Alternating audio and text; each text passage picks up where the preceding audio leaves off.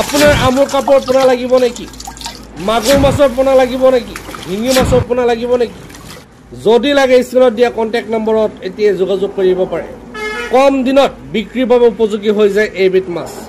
দ্ৰুত বৃদ্ধি পায় এইবিধ মাছ ৩-৪ মাহৰ ভিতৰত বিক্ৰীৰ বাবে উপযোগী হৈ যায় এইবিধ মাছ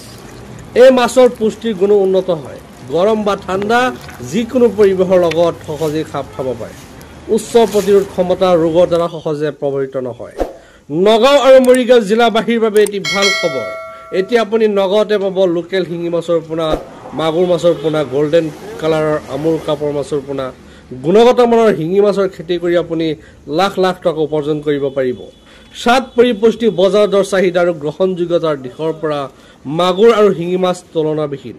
অসমৰ জনসাধাৰণৰ অতিকৈ প্ৰিয় এই মাছ দুবিধ শিঙি মাছ পালনৰ কোনো সিজন নাই যিকোনো সময়ত পালন কৰিব পাৰিব আপুনি শিঙি মাছ পুহিলে মৰ্টেলিটি কম হয় কম খৰচত অধিক লাভৱান হ'ব পাৰিব আপুনি অসমৰ যিকোনো জিলাৰ পৰা মাছৰ কাৰণে অৰ্ডাৰ কৰিব পাৰিব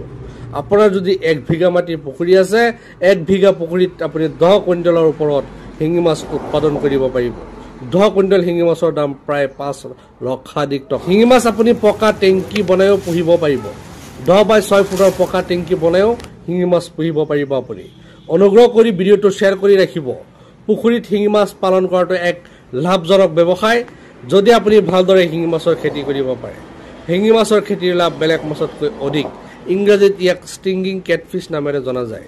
শৰীৰত বাকলি নাই যদিও মুখত গোফ আছে খাবলৈ সুস্বাদু